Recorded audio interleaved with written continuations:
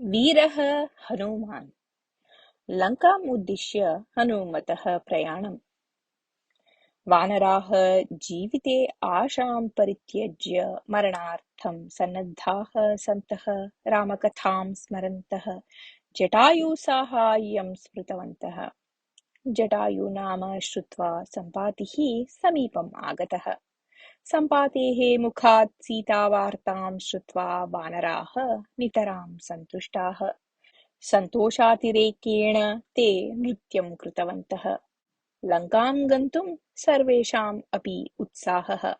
एवम् उत्साहेन ते समुद्रतीरम् आगतवन्तः। किन्तु तत्र अपारं समुद्रं दृष्टवतां तु तेषाम् उत्साहः क्षीणः जातः। दिगन्तपर्यन्तम् अपि समुद्रः एव। तस्य अपरं तीरं न दृश्यते। महातडङ्गाः निरन्तरम् आगच्छन्ति तत्र। समुद्रे क्रूराः जन्तवः अपि निवसन्ति इति जानन्ति वानराः।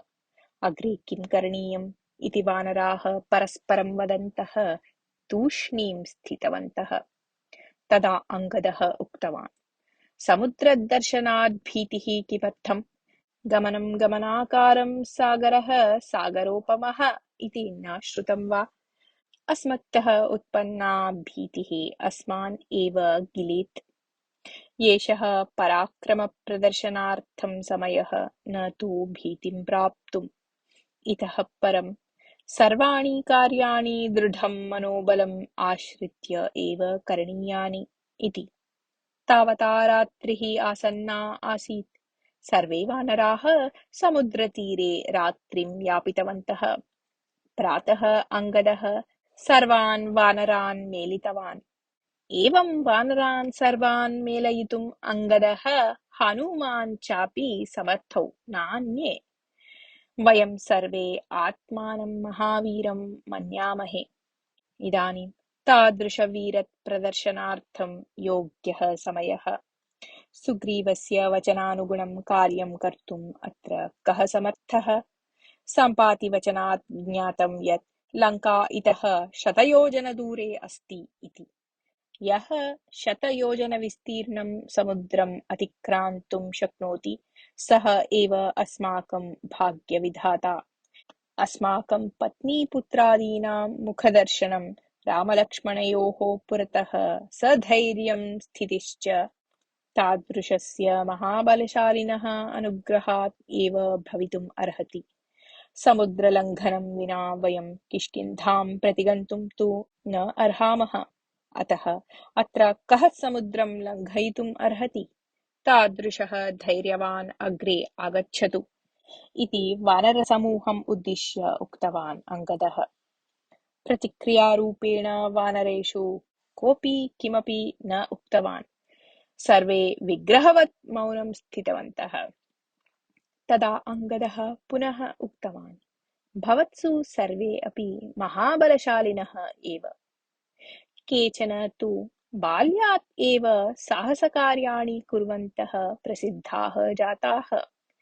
वेगेन गमनेन अपि समर्थाः भवन्तः। तथापि सर्वे मौनं स्थितवन्तः। केन समुद्रलङ्घनं करणीयम् इति निर्णयः अनन्तरं भवतु। प्रथमं सर्वे स्वसामर्थ्यं वचनैः निरूपयन्तु इति। एतत् श्रुत्वा वानरवीराः स्वसामर्थ्यं वक्तुम् आरब्धवन्तः। गजः उक्तवान्, अहं 10 योजनदूरं लङ्घनं कर्तुं शक्नोमि इति। गवयः 30 योजनदूरं लङ्घनं करोमि इति उक्तवान्। 40 योजनदूरं विनायासं गच्छामि इति उक्तवान् शरभः। गन्धमादनः 50 योजनदूरं गच्छामि इति। मैन्दः 60 योजनदूरं लङ्घनं करोमि इति। द्विविदः 70 योजनदूरं लङ्घने अहं समर्थः इति। सुषेणः 80 योजनदूरं गन्तुं शक्नुयाम् इति च उक्तवन्तः। तदा जाम्बवान् उत्थाय उक्तवान्, समुद्रादिलङ्घने भवतां सामर्थ्यस्य अपेक्षया न्यूनं तु नास्ति मम सामर्थ्यम्। तारुण्ये तु मम महत् सामर्थ्यम् आसीत्। इदानीं तु वृद्धः अस्मि, अतः इदानीं तावत् बलं न स्यात्। तथापि रामकार्ये उत्साहेन प्रवर्तनीयम् एव। अतः 90 योजनदूरम् अहं लङ्घनं करोमि। यदि अन्यः कोऽपि न स्यात् तर्हि 100 योजनदूरं लङ्घनं कर्तुं प्रयत्नम् अपि कर्तुं सिद्धः अस्मि अहम् इति। सर्वेषां वचनस्य श्रवणस्य अनन्तरम् अङ्गदः उक्तवान्, 100 योजनदूरं गन्तुं शक्नोमि इति मम विश्वासः अस्ति, किन्तु सकुशलं प्रत्यागन्तुं शक्नुयां वा न वा इति सन्देहः मम इति। तदा जाम्बवान् उक्तवान्, वत्स अङ्गदः, भवतः सामर्थ्यातिशयः किं न ज्ञायते मया। 100 योजनदूरं किं 1000 योजनदूरम् अपि गन्तुं शक्नोति भवान्। यावत् दूरं गम्यते तावदेव प्रत्यागन्तुम् अपि सामर्थ्यम् अस्ति एव भवतः। किन्तु भवान् युवराजः, इदानीम् अस्माकं नायकश्च, अतः भवन्तं प्रेषयितुं न अर्हामः वयम्। भवतः योगक्षेमनिर्वहणम् अस्माकं दायित्वम्। नायकः भवान् एव। कुत्रापि गतः चेत् अस्माकं मार्गदर्शकः कः? अनन्तरं वयं किमपि कार्यं कर्तुं न शक्नुयाम इति। एतत् श्रुत्वा अङ्गदः उक्तवान्, मया न गन्तव्यम् इति वदति भवान्। अन्यः कोऽपि गन्तुं न उत्सहते। एवं तर्हि कार्यसाधनं कथम्?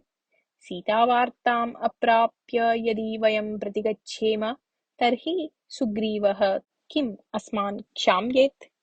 अन्यच्च सीता कुत्र अस्ति इति वार्तां ज्ञात्वा अपि कार्ये प्रवृत्ताः न भवाम चेत् अस्माकं जीवने किं प्रयोजनम्?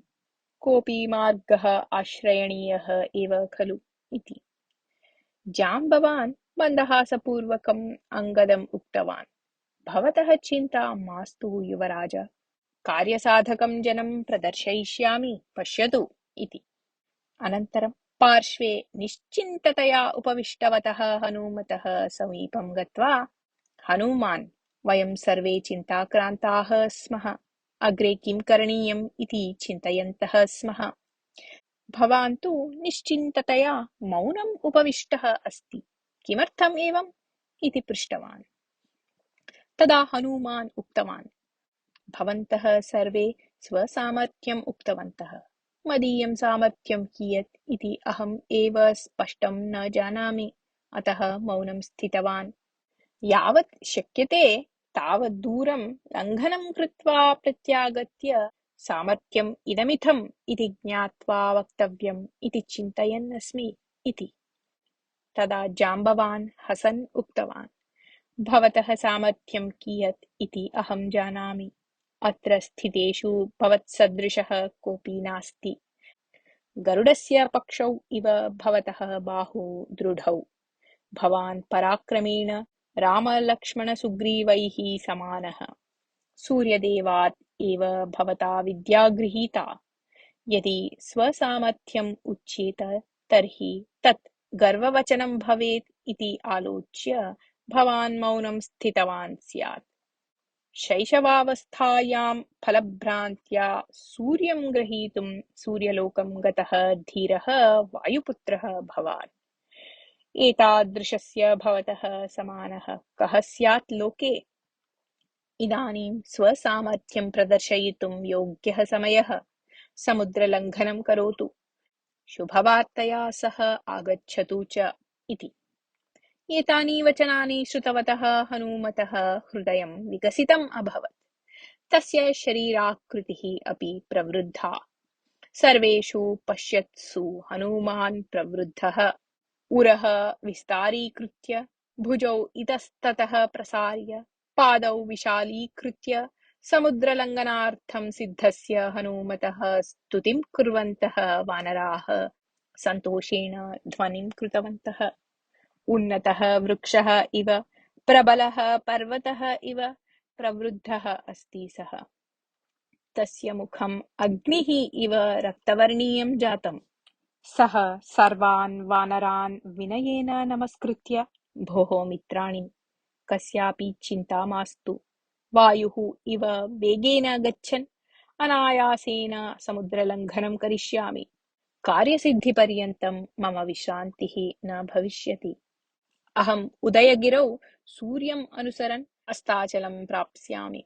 समुद्रः मम गमनस्य अवरोधकः न भविष्यति। मेघान् इतस्ततः प्रेषयन् पर्वतान् कम्पयन् अग्रे गमिष्यामि। सीतादेवीं दृष्ट्वा एव प्रत्यागमनं मम। शुभशकुनानि दृश्यन्ते। यदि अनिवार्यं भवेत् तर्हि लङ्काम् एव उत्पाट्य भुजयोः उपरि आरोप्य आनेष्यामि। श्रीरामस्य मुखं विकसितं करिष्यामि इति। हनुमतः वचनं श्रुत्वा वानराः धैर्ययुक्ताः जाताः। ते सर्वे हनुमन्तम् आश्चर्येण सन्तोषेण च पुनः पुनः पश्यन्ति। जाम्बवान् हनुमन्तं दृष्ट्वा उक्तवान्, आञ्जनेय, भवतः वचनं श्रुतवताम् अस्माकं भयातङ्कादयः अपगताः। भवतः कार्यं निर्विघ्नं समाप्तं भवतु इति भगवन्तं प्रार्थयामः वयम्। रामकार्ये भगवान् निश्चयेन अनुग्रहीष्यति। इदानीं भवान् एव अस्माकं जीवः।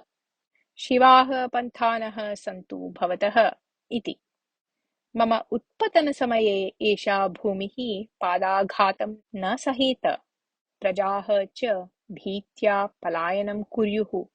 अतः अहं महेन्द्रपर्वतशिखरात् प्रस्थानं करिष्यामि इति उक्त्वा हनुमान् वेगेन महेन्द्रपर्वतम् आरूढवान्। पर्वतशिखरं प्राप्य सः तत् हस्ताभ्यां कम्पयित्वा पादेन सकृत् प्रहृतवान्। अचलः सः च पर्वतः क्षणकालं कम्पितः अभवत्। वृक्षलताभ्यः पुष्पाणि पर्णानि च सशब्दं पतितानि। बहव्यः शिलाः उपरिष्टात् पतिताः। गुहाखातादिभ्यः वन्यमृगाः बहिः आगत्य विकारध्वनिं कृतवन्तः। तपसि लीनाः ऋषयः आश्चर्यचकिताः। पर्वतः विदार्यमाणः स्यात् वा इति संशयं प्राप्तवन्तः ते। विद्याधराः प्रियकरीभिः सह आकाशं गतवन्तः। आकाशे स्थिताः ते महाशक्तिमन्तं विराड्रूपं हनूमन्तम् आश्चर्येण दृष्टवन्तः। हनुमान् समुद्रस्य अभिमुखं स्थित्वा पुच्छं प्रसार्य हस्तेन गृहीत्वा पादौ अवनमय्य श्वासं सकृत् निरुध्य आकाशमार्गम् एकवारं दृष्ट्वा अधः स्थितान् वानरान् उद्दिश्य, अङ्गदादयः वानरवीराः, लङ्कां प्रति प्रस्थितः अस्मि। लङ्कायां सीतादेवी न दृष्टा चेत् ततः स्वर्गलोकं गमिष्यामि। तत्रापि सीता न दृष्टा चेत् लङ्कां पुनरागत्य रावणं बद्ध्वा आनेष्यामि, अथवा रावणसहितां लङ्काम् एव उन्नीय आनेष्यामि इति। अनन्तरं हनुमान् कानिचन पदानि पृष्ठतः गत्वा पादाभ्यां पर्वतशिखरं बलात् नोदयित्वा आकाशमार्गम् आश्रित्य दक्षिणदिशि प्रस्थितवान्। प्रेषयितुं गताः बान्धवाः इव वृक्षगुल्मादयः अपि तं किञ्चित् दूरम् अनुसृतवन्तः। हनुमान् समुद्रः च पुष्पेण आच्छन्नौ। हनुमतः हस्तौ घोरसर्पौ इव दृश्येते। तस्य नेत्रे सूर्यचन्द्रौ इव विराजेते। तदीयं पुच्छं लीलया इतस्ततः सञ्चरति। वेगेन गच्छतः तस्य हस्ताभ्याम् आहतः वायुः सुयि सुयि इति सशब्दं वाति स्म। आकाशे गच्छन् पुच्छयुक्तः हनुमान् धूमकेतुः इव दृश्यते। तदीया दीर्घा छाया तरङ्गकारणतः निम्नोन्नता दृश्यते स्म। समुद्रः अपि छायाव्याजेन तम् अनुसरति स्म इव। वेगेन गच्छन्तं हनूमन्तं दृष्ट्वा समुद्रराजः चिन्तितवान्, एषः हनुमान् इक्ष्वाकुवंशीयस्य रामस्य साहाय्यार्थं प्रस्थितः अस्ति। इक्ष्वाकुवंशीयानां कारणतः एव मम उत्पत्तिः जाता। सगरपुत्रैः खाते स्थले अहं रूपितः अभवम्। अतः एव सागरः इति नाम आगतं मम। एतस्य साहाय्यम् इदानीं करणीयं मया। एतस्य विश्रान्त्यर्थं यदि मया अवकाशः कल्प्येत तर्हि एषः द्विगुणितेन उत्साहेन अग्रे गन्तुम् अर्हति इति। अतः सः आत्मनि निलीय स्थितं पर्वतं मैनाकं दृष्ट्वा उक्तवान्, मैनाक, इन्द्रात् भीतः भवान् मम आश्रये स्थितवान्। राक्षसाः पातालात् उपरि यथा न आगच्छेयुः तथा द्रष्टव्यं भवता इति इन्द्रः भवन्तम् आदिश्य गतवान्। अतः इदानीं भवता स्वस्थाने एव तिष्ठता शरीरं केवलं वर्धनीयम्, शिखरम् उपरि प्रदर्शनीयम्। हनुमान् एतेन मार्गेण एव गच्छन् अस्ति। भवान् सुवर्णमयं स्वशिखरम् उन्नीय तस्य विश्रान्त्यर्थम् अवकाशं कल्पयतु। अविलम्बेन भवता आत्मा वर्धनीयः। झटिति शिरं वर्धयतु तावत् इति। मैनाकः स्वशरीरं वर्धयित्वा शिखरं जलस्य उपरि आनीतवान्। अकस्मात् जले उद्गतम् एतत् शरीरं दृष्टं हनुमता। विघ्नकारिणी काचित् दुष्टमाया एषा इति भावितं तेन। अतः सः हूङ्कृत्य श्वासं निरुध्य बलात् शिखरं घटयन् तत् पार्श्वे पातितवान्। अपारशक्तिमतः हनुमतः आघातात् रोमाञ्चं प्राप्य मैनाकः सन्तोषेण मानवरूपं प्राप्य शिखरस्य उपरि प्रत्यक्षीभूय, वायुपुत्र आञ्जनेय, अहो सामर्थ्यं भवतः। सर्वथा दुस्साध्यं कार्यं साधयितुम् उद्युक्तः अस्ति भवान्। अपारं सागरं तर्तुम् उद्युक्ते भवति अल्पः अपि आयासः न दृश्यते। मम शिखरे किञ्चित् कालं स्थित्वा विश्रम्य अग्रे गच्छतु। अहं हिमवतः पुत्रः मैनाकः अस्मि। समुद्रराजस्य आज्ञायाः अनुगुणं भवतः विश्रान्त्यर्थम् अवकाशं कल्पयितुं मम शिखरम् उपरि आनीतवान्। रामेण तत्पूर्वजैः च समुद्रः बहुधा उपकृतः अस्ति। अतः रामकार्यार्थं प्रस्थितवतः भवतः साहाय्यं कर्तुम् इच्छति समुद्रराजः। कृपया मम शिखरे विश्रम्य श्रमम् अपनीय अग्रे गच्छतु। मां कृतार्थं करोतु। समुद्रराजस्य इच्छां सफलीकरोतु इति प्रार्थितवान्। मैनाकस्य वचनस्य श्रवणस्य अनन्तरम् अपि हनुमतः मुखं प्रसन्नं न जातम्। तदा मैनाकः पुनः उक्तवान्, आञ्जनेय, भवान् वायुपुत्रः, भवतः सत्कारः मम आद्यं कर्तव्यम्। यतः पूर्वं वायुदेवः मम महत् साहाय्यं कृतवान् आसीत्। कृतयुगे सर्वेषां पर्वतानां पक्षौ आस्ताम्। अतः पर्वताः स्वेच्छया अटन्तः यत्र कुत्रापि भूमौ तिष्ठन्ति स्म। अतः ऋषीणां जनानां च सदा भीतिः, पर्वतः कोऽपि अस्माकम् उपरि आपतेत् इति। अतः देवेन्द्रः लोकहितार्थं वज्रायुधेन पर्वतानां पक्षौ छेत्तुम् उद्युक्तः। सः पक्षच्छेदनार्थं मम समीपम् अपि आगतः। तदा अहं पलायनं कुर्वन् वायुदेवं शरणं गतवान्। करुणालुः वायुदेवः मां वेगेन नयन् अत्र समुद्रे पातितवान्। अनन्तरम् इन्द्रः राक्षसाः पातालात् उपरि यथा न आगच्छेयुः तदा रक्षणं कुर्वन् तिष्ठतु इति माम् आदिश्य मम पक्षौ अच्छित्वा एव गतवान्। एवं तदा वायुदेवेन महत् साहाय्यं कृतम्। वायुपुत्रस्य भवतः सामर्थ्यं दृष्ट्वा अहं नितरां सन्तुष्टः अस्मि। अतः मयि किञ्चित् कालं तिष्ठन् मां कृतार्थं करोतु। अल्पकालं विश्रान्तिः स्वीकृता चेत् कार्यस्य न कापि हानिः। प्रत्युतः उत्साहप्राप्त्या महान् लाभः एव इति अनुवर्तते।